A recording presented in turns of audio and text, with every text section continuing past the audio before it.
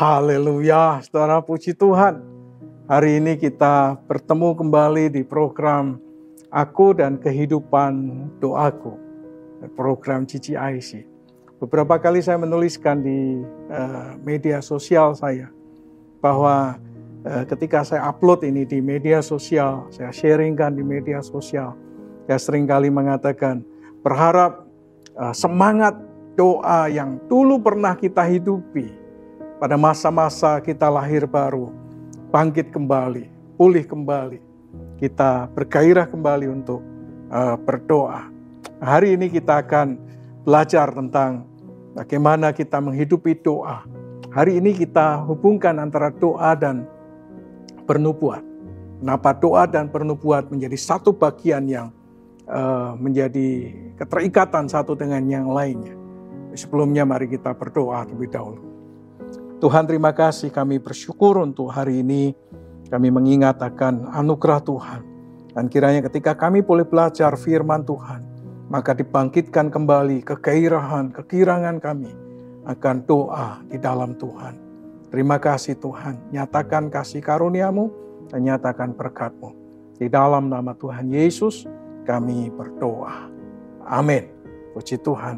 Saya ingin mendasari berdoa dan bernubuat ini dari 1 Korintus 11 ayat yang keempat. Mengatakan demikian. Tiap-tiap laki-laki yang berdoa atau bernubuat dengan kepala yang bertudung menghina kepalanya. Jadi kalau kita berdoa dan bernubuat, maka kepalanya tidak boleh bertudung. Ya, karena itu menghina kepalanya. Demikianlah kira-kira. Tapi saya ingin mengatakan bahwa ada bagian dari doa, yaitu doa pernubuat adalah dua tindakan aktivitas yang dikerjakan bersama-sama. Alkitab mengatakan juga demikian, saudara. Tetapi siapa yang bernubuat, ia berkata-kata kepada manusia. Ia membangun, menasihati, dan menghibur. Nubuat merupakan salah satu cara atau salah satu karunia yang sangat bermanfaat untuk membangun jemaat. Ketika orang bernubuat menyampaikan pesan Tuhan, maka itu akan membangun kehidupan umat Tuhan atau jemaat menjadi semakin lebih baik. Nah, oleh karena itu, nubuat merupakan satu hal yang sangat penting dalam kehidupan jemaat. Bahkan Paulus sendiri memerintahkan kepada jemaat di Korintus untuk bernubuat. Nah, kalau kita belajar kata nubuat, nubuat itu artinya adalah prediksi atau ramalan secara tertulis maupun secara lisan. Nubuat itu artinya prediksi. Kalau kita belajar membaca dalam bahasa Inggris, artinya adalah prophecy.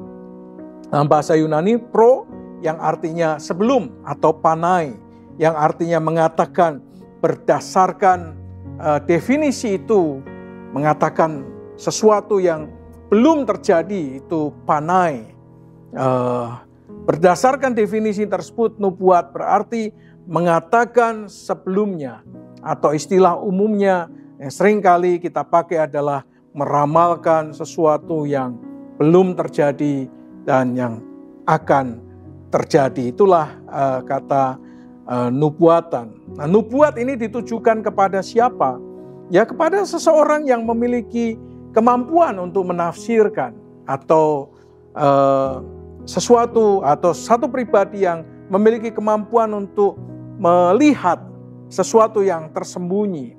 Nah, apabila kita membaca Perjanjian Baru, maka nubuat ini ditujukan kepada seseorang yang digerakkan oleh Roh Allah untuk berbicara, menyampaikan pesan kepada seseorang yang diterimanya dari Allah, baik melalui penglihatan, melalui suara audible, atau melalui firman yang dia baca, atau ketika dia membaca firman, lalu kemudian ketika dia berdoa berhubungan dengan kerajaan Allah dan keselamatan umat manusia, maka seringkali Tuhan memberikan karunia itu kepada mereka. Nah, berdoa dan bernubuat ini adalah dua aktivitas yang bisa dilaksanakan secara simultan, dilaksanakan secara bersama-sama ketika seseorang sedang berdoa. Jadi bernubuat adalah memperkatakan janji firman Tuhan di dalam doa yang kita naikkan, atau memperkatakan perkataan-perkataan iman dalam doa yang kita panjatkan. Jadi seseorang yang berdoa, itu isi doanya bisa merupakan kata-kata iman atau perkataan-perkataan seperti yang dikatakan oleh firman Tuhan, yang isinya adalah berupa memperkatakan janji Tuhan, supaya itu digenapi dalam kehidupan mereka yang sedang berdoa. Jadi ini dua aktivitas yang bisa dikerjakan bersama-sama. Nah, seringkali kalau saya berdoa, saya membaca Alkitab, lalu kemudian saya memperkatakan janji Alkitab itu. Saya ucapkan berulang-ulang, Jadi doa dan bernubuat. Kalau tidak seperti itu, maka saya ucapkan perkataan-perkataan iman kepada orang-orang yang saya doakan. Memperkatakan janji Tuhan, memperkatakan firman Tuhan, memperkatakan perkataan iman kepada orang yang saya doakan atau institusi yang saya doakan. Nah, pertanyaannya adalah untuk siapa kita berdoa dan bernubuat? Nah, Paulus memberi nasihat kepada Timotius melalui suratnya, siapa saja yang perlu kita doakan sambil bernubuat. Lihat 1 Timotius 2 ayat yang pertama sampai ayat yang ketiga. Dikatakan begini, pertama-tama aku menasihatkan, naikkanlah permohonan, doa syafaat, dan ucapkanlah syukur. 1, untuk semua orang. 2, untuk raja-raja. 3, untuk semua pembesar-pembesar, agar kita hidup tenang dan tentram dalam segala kesalehan dan kehormatan. Dan dalam kehormatan, itulah yang baik dan yang berkenan kepada Allah, Juru Selamat kita, yang menghendaki supaya semua orang diselamatkan, memperoleh pengetahuan akan kebenaran. Jadi, saudara, melalui nasihat Paulus kepada Timotius ini, maka kata pertama-tama yang ini perlu kita garis bawahi. Pertama-tama yang mengawali surat Paulus ini menunjukkan sebuah prioritas utama. Ya, dikatakan apa? Pertama-tama aku menasihati kamu. Jadi ini merupakan perlu digarisbawahi karena ini penting. Pertama-tama yang perlu kamu doakan, yang perlu kamu ucapkan kata-kata iman adalah kepada siapa, saudara? Jadi yang pertama-tama adalah dikatakan kepada semua orang. Waduh. Lalu yang kedua kepada raja-raja. Lalu kepada para pembesar-pembesar. Ini merupakan prioritas. Mungkin kita tidak tahu kondisi orang yang sedang kita doakan, tetapi Allah tahu. Dan Dia akan bertindak menolong, memberkati ketika kita berdoa untuk mereka. Jadi inilah nasihat Paulus. Kalau saudara doakan semua orang. Yang saudara kenal, yang saudara tahu, yang saudara pernah berjumpa, atau yang titip doa kepada saudara, doakan mereka. Dan juga untuk raja-raja, pembesar-pembesar yang kita perlu doakan.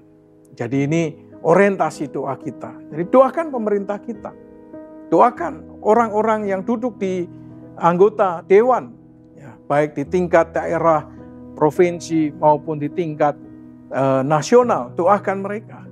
Para pejabat-pejabat tinggi, eksekutor atau eksekutif, presiden, gubernur, ada bupati, wali kota, ya, ada Pak Camat, ada Pak Lurah.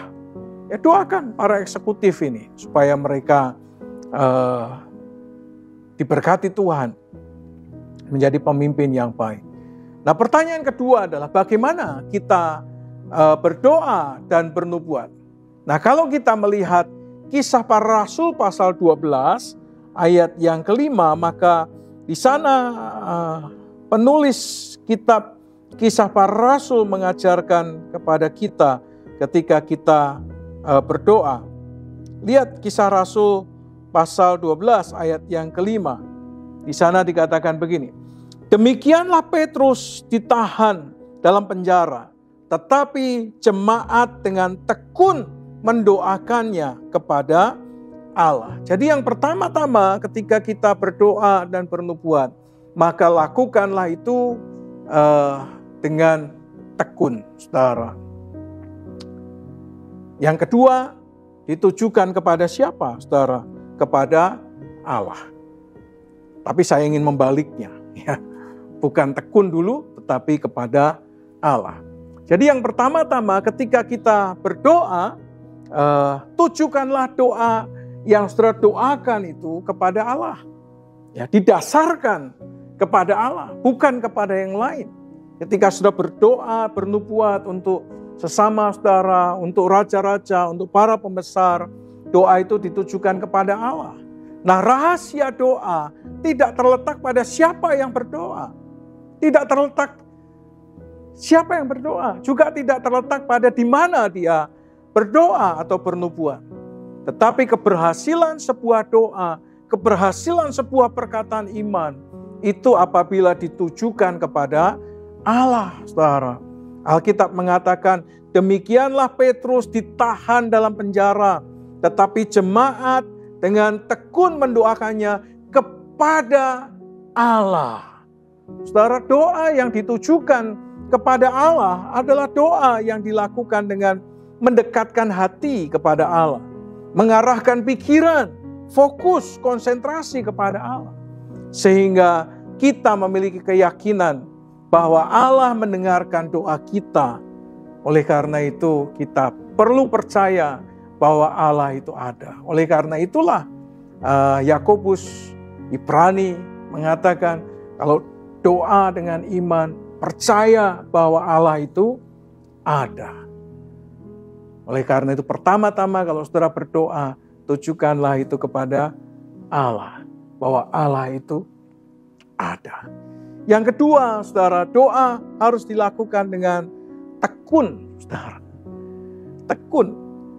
Kata dengan tekun menggambarkan tentang hati yang penuh dengan pengharapan. Karena dia melakukannya dengan tekun, maka dia mengerjakan itu dengan harapan. Bahwa apa yang didoakannya itu akan didengar oleh Tuhan. Dan semangat yang tidak pernah padam. Dengan kata lain, saudara, tidak pernah mengenal kata berputus asa. Saudara, kalau kita berdoa satu kepada Allah dan lakukan itu dengan tekun. Ada orang-orang yang berdoa, dia mendaftar list doanya, lalu kemudian kalau itu dijawab Tuhan, dia centang 1, dia centang 2, dia centang 3, dia centang 4, dan seterusnya. Jadi dia tahu ada daftar doa, dia doakan itu dengan tekun sampai dijawab oleh Tuhan. Dalam doa dan pergumulannya, Tuhan Yesus Kristus juga sungguh-sungguh berdoa. Bukan hanya sungguh-sungguh berdoa, Alkitab mengatakan hingga menjadi peluhnya menjadi titik-titik darah yang bertetesan ke tanah. Coba lihat Ibrani 5 ayat 7. Mengatakan demikian. Bahwa dalam hidupnya sebagai manusia, ini bicara tentang Yesus, ia telah mempersembahkan doa dan permohonan dengan ratap tangis dan keluhan kepada Dia yang sanggup menyelamatkan dan maut, dan karena kesalehannya ia telah didengarkan. Jadi doa itu dikerjakan bukan hanya biasa-biasa, tapi Yesus mengerjakannya bahkan hingga sampai berpeluh, dan peluhnya itu menjadi titik-titik darah. Dan dia doakan itu dengan ratap tangis sampai dianugerahkan anugerahnya dalam kehidupannya. Paulus menggunakan kata bergumul, saudara. Kata tekun ini digambarkan oleh Paulus itu dengan kata bergumul. Roma 15 ayat 30 mengatakan begini. Kata ini memiliki arti yang sama dengan kata berkelahi atau bergulat. Seperti dalam pertandingan olahraga, saudara. Kata bergumul itu seperti orang yang sedang bergulat dengan musuhnya. Dia gulat Ya, terus dia bertahan, dia bergulat, dia tahan musuhnya di bawahnya. Sampai wasit itu mengatakan, stop, berhenti dan kamu menang. Gitu kira-kira ya. Jadi sama seperti orang yang bertanding hingga dia selesai sampai finish. Dia selesaikan itu sampai selesai. Jadi kalau saudara berdoa, doalah, jangan berhenti saudara. Lakukan itu dengan tekun dan dengan sungguh-sungguh, maka saudara akan menikmati akan anugerah Tuhan dalam kehidupan saudara. Nah yang ketiga saudara, doa itu harus dilaksanakan dengan apa saudara? Sehati. Doa itu harus dilaksanakan dengan sehati saudara. Ya, coba kita lihat lagi Kisah Rasul 12 ayat yang kelima. Dikatakan demikian saudara. Demikianlah Petrus ditahan dalam penjara, tetapi jemaat, tetapi jemaat dengan tekun mendoakannya kepada Allah. Jadi pertama-tama kalau orang berdoa dan bernubuat, yang pertama-tama ditujukan kepada Allah. Lalu yang kedua dikerjakan dengan tekun. Oleh siapa? Oleh jemaat dalam kesatuan, dalam kesehatian. Jadi berdoa dan bernubuat akan menjadi satu proses doa yang powerful sekali ketika itu dilaksanakan dengan secara sehati, saudara. Alkitab menggunakan istilah doa jemaat, doa sepakat yang dinaikkan secara bersama-sama dalam kesepakatan itu memiliki kuasa yang luar biasa. Bahkan firman Tuhan itu mengatakan kepada kita dengan sangat jelas di dalam Injil Matius, di mana ada 2 orang sepakat katanya, meminta apapun juga, maka permintaan itu akan dikabulkan oleh Bapa di surga. Di mana ada beban yang sama dan didoakan dengan secara bersama-sama, maka doa yang dinaikkan memiliki kuasa yang tidak ada tandingannya sebetulnya. Jadi sebetulnya simpel saja saudara berdoa itu. Yang pertama ditujukan kepada Allah, lalu kemudian dikerjakan dengan ketekunan. Lalu kemudian siapa yang mendoakan? Bisa saja sendiri, tapi kalau kita bisa bersama-sama menggumuli satu pokok doa, maka itu menjadi powerful sekali dan tidak ada tandingannya. Doa bersama-sama, doa sepakat bersama-sama akan mendatangkan lawatan Tuhan kepada objek yang sedang kita doakan. Sayang, kelas-kelas doa atau program-program doa di gereja itu tidak diminati oleh banyak orang. Saya berjumpa dengan satu teman, saya bercerita kepada dia, program doa di gerejaku yang hadir sedikit, saya berkata begitu. Ya, yang hadir paling berapa orang saja. Oh, lalu tiba-tiba dia menjawab begini, bukan hanya gereja Bapak saja, gereja saya juga sama Pak. Gak banyak yang datang, tidak diminati. Yang diminati program-program yang lain. Tapi program doa ini jarang peminatnya. Tapi saudara, kalau sudah diminati oleh banyak orang, jadi doa sepakat bersama-sama akan menjadi pokok doa yang sangat powerful sekali. Amin. Saya berhenti sampai di sini. Nanti kita akan lanjutkan bersama-sama untuk bagian yang berikutnya. Nanti saya akan minggu depan kita lanjutkan di Kisah Para Rasul pasal 12 ayat yang ke-12. Saya ingin mengajak saudara untuk berdoa beberapa pokok doa. Tuhan Bapa di surga, kami berdoa ya Tuhan untuk khususnya untuk keluarga Pak Daniel Rompas. Tuhan Kau memberkati, Tuhan berikan penghiburan, Tuhan berikan kekuatan, Tuhan berikan anugerah. Ya Tuhan, Engkau mencintai Pak Daniel, Engkau membawa dia kembali ke rumah Tuhan. Dan kami berdoa kiranya keluarganya juga ditopang oleh Tuhan, diberikan penghiburan dan kekuatan dan ketabahan dalam menghadapi situasi yang tidak mudah ini. Tuhan, kami menyerahkan keluarga ini semua proses pemakaman, penguburan, upacaranya juga disertai oleh Tuhan dan diberkati oleh Tuhan. Terima kasih Bapa, kami mengucap syukur. Kami berdoa untuk gerejamu dimanapun gerejamu berada. Hari-hari ini banyak mengalami tantangan. Oleh karena tiba-tiba ada orang yang muncul menutup gereja, menutup ibadah, menghentikan ibadah. Mereka tidak takut kepada Tuhan. Mereka begitu sombong dan angkuh. Tidak memandang Tuhan yang hadir dalam ibadah yang dikerjakan oleh anak-anak. Ya Tuhan, kiranya sungguh mata Tuhan tertuju. Orang-orang yang melakukan itu dijamah oleh Tuhan, disentuh hatinya oleh Tuhan. Supaya mereka boleh melihat kemuliaan Tuhan yang sesungguhnya. Bahwa Allah di dalam Yesus Kristus adalah Tuhan dan Juru Selamat manusia. Terima kasih Bapa. Kami berdoa kiranya kehadiran gereja dimanapun gereja berada boleh membawa kemuliaan bagi Tuhan. Mereka menjadi berkat bagi masyarakat, menjadi berkat bagi Indonesia. Dan nama Tuhan boleh dipermuliakan. Di mimbar-mimbar gereja diajarkan kebenaran. Di mimbar-mimbar gereja diajarkan sesuatu yang bersumber dari firman Tuhan. Bukan bersumber dari yang lain. Kami berdoa untuk bangsa dan negara kami Indonesia. Supaya bangsa ini tetap dipelihara, diberkati oleh Tuhan. Jadi bangsa yang diperhatikan Tuhan. Survive di tengah-tengah pandemi. Survive di tengah-tengah resesi. Ya bangsa ini keluar dari kesulitan-kesulitan yang ada. Ya Tuhan, kami berdoa untuk para pemimpin-pemimpin negeri ini. Berikan hikmat, roh takut akan Tuhan. Sehingga semua korupsi, semua tindakan-tindakan pencucian uang, kejahatan berkenaan dengan uang dihentikan dalam nama Yesus. Dan sungguh-sungguh mereka bertobat dan menjadi pemimpin yang mengasihi masyarakat. Dan bukan menjadi pemimpin yang hanya mencari kekayaan bagi diri mereka sendiri. Terima kasih ya Tuhan, biarlah bangsa ini terus diperhatikan oleh Tuhan.